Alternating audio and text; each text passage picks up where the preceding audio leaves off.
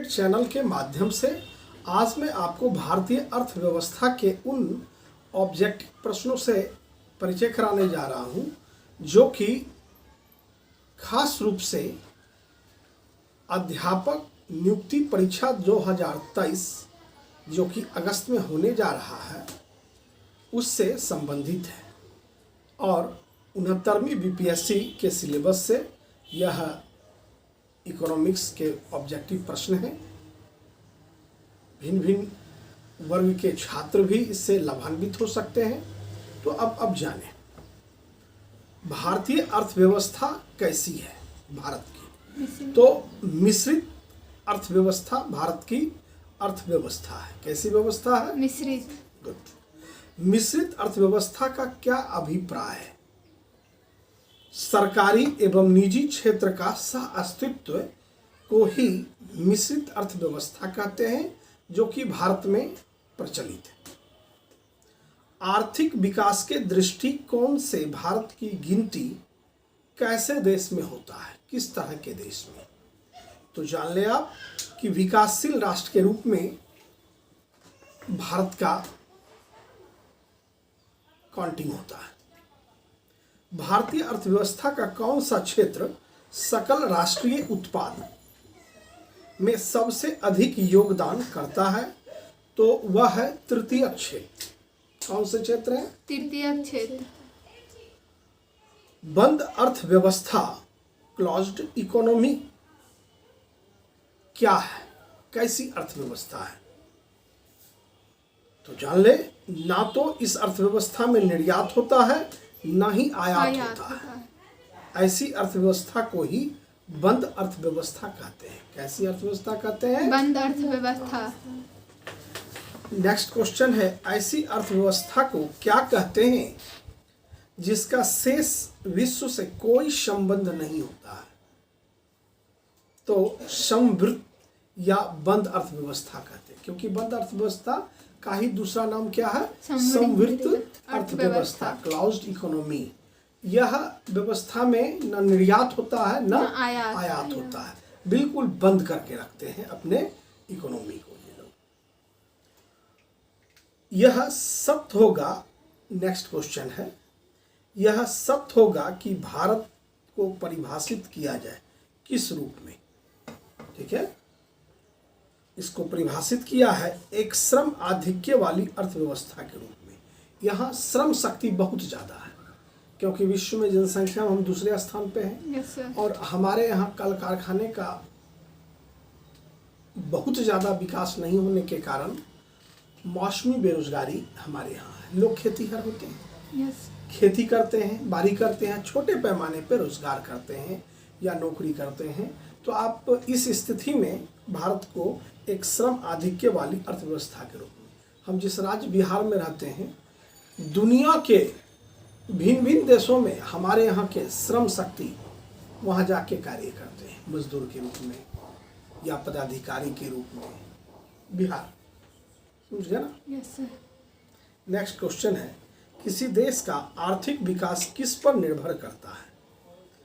कोई भी देश है उसका आर्थिक विकास जो होगा वो किस पर निर्भर करता है? इससे अब अवगत होना है आपको प्राकृतिक संसाधन पे।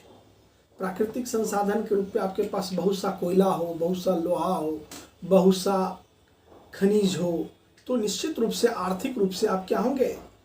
संपन्न होंगे। और आर्थिक विकास भी इसी से होता है। फिर है पूंजी निर्माण, बाजार का आकार। ये सभी बिंदु जो हैं वह किसी भी देश का आर्थिक विकास उस पर निर्भर करता है। ठीक है।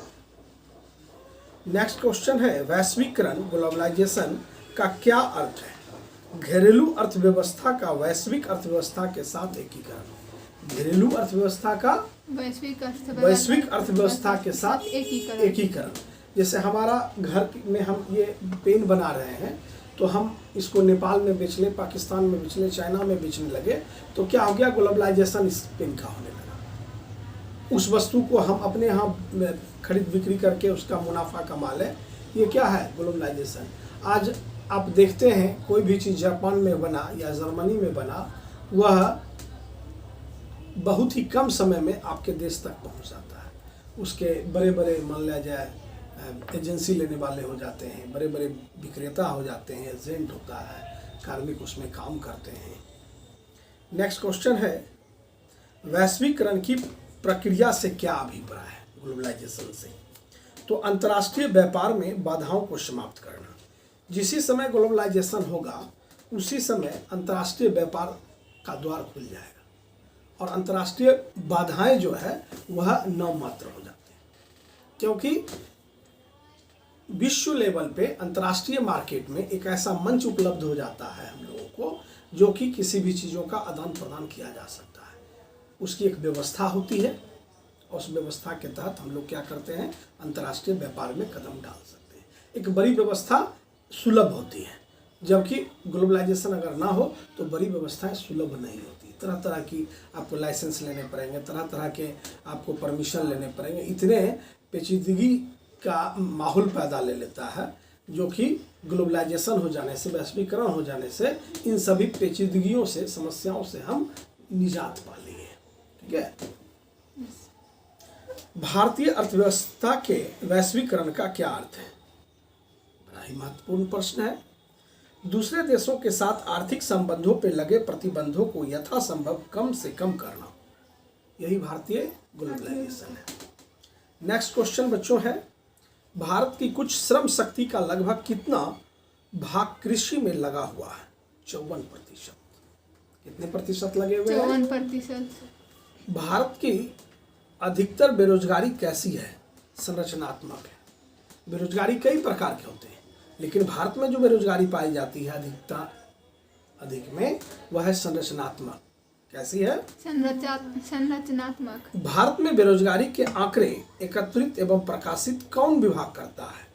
तो NSSO करता है। कौन करता है? NSSO। यह डिपार्टमेंट भारत में बेरोजगारी के आंकड़े एकत्रित एवं प्रकाशित करता है। भारत में बेरोजगारी की किस्म पाई जाती है। भारत में कई प्रकार के, मैंने आपसे बताया कि बेरोजगारी होती है, जिसमें सबसे अधिक अभी आपने जस्ट पढ़ा संरचनात्मक, लेकिन भारत में और भी तरह के बेरोजगारी हैं जो कि आप को पढ़ना है। जैसे ग्रामीण अल्प रोजगार, ग्रामीण क्षेत्रों में रोजगार की समस्याएं हैं, बड़े ही कम समयों के लिए रोजगार मिलता है। अगर कोई खेती करता है तो 3 महीने तक उसमें उलझे हुए हैं, फिर अगले पल वह बेरोजगार हो जाते हैं। तो यहाँ जो है कोई आम का बिजनेस कर रहा है या कोई भी इससे चीज़ करते हैं, तो ग्रामीण क्षेत्र में अल्प बेरोजगारों की संख्या सक्रिय है। चक्रीय बेरोजगारी, यह भी भारत के लिए सरदर्द है। चक्रीय बेरोजगारी और संरचनात्मक बेरोजगारी तो बृहद पैमाने पे है यहाँ। नेक्स्ट क्वेश्चन है, कृषि में मूलतः किस प्रकार की बेरोजगारी की प्रधानता देखने को मिलती है? कृषि क्षेत्र में, कृषि प्रधान भारत है, यहाँ अदृश्य बेरोजगारी मिलती है। कैसी बेरोजगारी मिलती है? अदृश्य बेरोजगारी, जो दिखता नहीं है लेकिन है। पूरा शर्ट पैंट पहने हुए लोग शुद्ध बेरोजगार है। उनकी अगर पॉकेट को आप टटोलना शुरू कर दें, कहिए उसको पकड़ो, देखो उसके पॉकेट में कितना है, तो काफी बाबू साहब लगेंगे, लेकिन पैसे उनके पॉकेट में। उसका मूल कारण क्या है? बेरोजगार है। बेरोजगार है, अदृश्य बेरोजगार है। देखने में कुछ है, वास्तविकता में कुछ। ठीक है। अदृश्य बेरोजगारी और भी तरह के हैं। आप अपने ग्रामीण क्षेत्रों में या भारतीय क्षेत्रों में या कृषि क्षेत्रों में आपको आंकने का मौका मिलेगा कि आप देखेंगे काम, जिस काम को हम कर रहे हैं वह काम समाप्त हो जाने के बाद हम अगले काम को शुरू करने में सक्षम नहीं हो पाते। यह भी अदृश्य बेरोजगारी है। लोगों को लगता है कि ये किसान है, ये श्रम यहाँ का है, लेकिन उस 365 दिनों के दायरे में वह कितने दिन फालतू हो जाते हैं, यही अदृश्य बेरोजगारी में मूल रूप से देखने सुनने को मिलता है। कृषि में बेरोजगारी का स्वरूप देखने को मिलता है। किस किस तरह के? तो संरचनात्मक बेरोजगारी मिलते हैं, मौसमी बेरोजगारी मिलते हैं, घर्षणात्मक बेरोजगारी मिलते हैं। प्रच्छन्न बेरोजगारी का क्या अर्थ है? प्रच्छन्न बेरोजगारी का अर्थ है आवश्यकता से अधिक लोगों का कार्यरत होना। जिस काम में 2 आदमी काम कर सकते हैं, उस काम को 15 आदमी मिलकर कर रहे हैं। ठीक है। भारत में ग्रामीण क्षेत्रों में कौन सी बेरोजगारी सर्वाधिक है? तो मौसमी बेरोजगारी है वहाँ, आपको अदृश्य बेरोजगारी है, बहुत बड़े पैमाने पे है, मौसमी और अदृश्य बेरोजगारी से वह ग्रसित है। नेक्स्ट क्वेश्चन है, वर्तमान समय में देश में किस प्रकार की बेरोजगारी की समस्या बहुत गंभीर समस्या बनी हुई है? शिक्षित बेरोजगारी। आप प्रत्येक साल देख लें, बोर्ड लड़के करके इंटर में चले जाते हैं, इंटर करके ग्रेजुएशन में, ग्रेजुएशन करके पीजी में, पीजी करके आपको पीएचडी बहुत से लड़के कर लेते हैं, लेकिन औसत रोजगार का उनके पास नहीं मिलता है। वह सोचते रहते हैं, ऐसा विचारते रहते हैं कि अगले साल हम कुछ बेहतर कर जाएंगे, अगले साल बेहतर कर जाएंगे, एक अच्छी शुरुआत करेंगे, हालात कुछ ऐसी हो जाती है, बहुसंख्यक लोग शुरू करने के चक्र में अंत कर जाते हैं, उनकी लाइफ जर्जर हो जाते हैं, ठीक है। इसलिए टेक्निकल चीज़ों पे हम लोग का आज शिक्षा का मान लिया जाए दायरा बढ़ रहा है कि टेक्निकल ज्ञान प्राप्त करें, व्यवसाय आप करें, तरह तरह की सरकारी योजना ला रही है, तरह तरह के मदद दे रही है। तो शिक्षित बेरोजगारों की संख्या दिन दुगुना रात चौगुना वाला हालत है, बहुत तेजी से बढ़ रहे हैं। अभी आप पीजी कर रहे हैं तो कल ही देख रहे हैं कि एक बैच निकल के दूसरे बैच वाले आ गए। आखिर ये कहाँ? सरकार का साधन तो सीमित है, और साधन सीमित में एक समय टर्म लगते हैं एक आदमी को हटने में, दूसरे आदमी को आने में। तो हम जब तक क्षेत्र का विकास नहीं करेंगे तब तक शिक्षित बेरोजगारों को एडजस्ट करना बड़ी मुश्किल है। सरकार को इस पर सोचना पड़ेगा। काफ़ी जो योग्य व्यक्ति हैं वही उस सेवा में जा पाते हैं, वरना अन्य व्यक्ति तो समाप्त हो जाते हैं। आज क्या देख रहे हैं आप कि अधिक से अधिक डिग्रीधारी लोग छोटे छोटे पद पर भी फॉर्म भर देते हैं। क्यों? क्योंकि शिक्षित बेरोजगारों की संख्या बहुत ज़्यादा है, उनके अनुकूल रोजगार नहीं उपलब्ध है, सीमित है। 5 सीट है तो 50,000 फॉर्म गिर रहा है, हालात कुछ ऐसे हैं। तो शिक्षित बेरोजगारों की संख्या बढ़ी हुई है। भारत में छिपी हुई बेरोजगारी, जिसको प्रच्छन्न बेरोजगारी, मुख्य रूप से किस किस में ये संबंधित है? किस? तो कृषि क्षेत्र में संबंधित है और ग्रामीण क्षेत्र से संबंधित है, ठीक है। कहाँ कहाँ संबंधित है? कृषि क्षेत्र से और ग्रामीण क्षेत्र। गुड। संरचनात्मक बेरोजगारी का कारण क्या है? अपर्याप्त उत्पादन क्षमता। संरचनात्मक बेरोजगारी का जो कारण है, उसका क्या कारण है? अपर्याप्त उत्पादन क्षमता। उत्पादन क्षमता के कारण आपको संरचनात्मक बेरोजगारी फूलती है। नेक्स्ट क्वेश्चन है, शहरी क्षेत्रों में आमतौर पर किस प्रकार की बेरोजगारी दिखती है या दिखाई देती है? तो शिक्षित बेरोजगारी दिखाई देता है।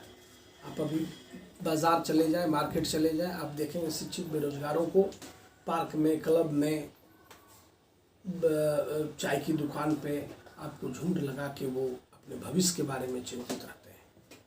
सरकार की कई योजनाओं पे वह विचार विमर्श करते रहते हैं, वैकेंसी के बारे में ललायित रहते हैं। तो कहने का मतलब है कि शहर क्षेत्रों में शिक्षित बेरोजगारों की संख्या बहुत ज़्यादा है। उन्हीं में आप लोग भी जो कि तैयारी कर रहे हैं आने वाले समय में इस बीमारी से, इस समस्या से निजात पाना चाहते हैं। आगे है, प्रच्छन्न बेरोजगारी का अर्थ सामान्यतः क्या है? तो श्रम की सीमांत उत्पादकता शून्य। आज की क्लास में मैं आज इतना ही रहने दूं। Yes sir. नेक्स्ट क्लास में इसके शेष भाग को मैं बताऊंगा। अभी लगातार आपका इकोनॉमिक्स चलेगा। यदि आप शिक्षक नियुक्ति परीक्षा के अभ्यर्थी हैं तो निश्चित रूप से लगातार क्लास में बने रहे, ताकि आप ऑब्जेक्टिव प्रश्नों को समझ सके और आप भली भांति जान लें। आपको जो इकोनॉमिक्स में पढ़ाया जा रहा है इससे बाहर प्रश्न नहीं आएंगे। आने वाले समय में आप जब क्वेश्चन को मिलाएंगे तब आप इस वास्तविकता से अवगत हो पाएंगे। इन्हीं शब्दों के साथ जय हिंद, जय भारत।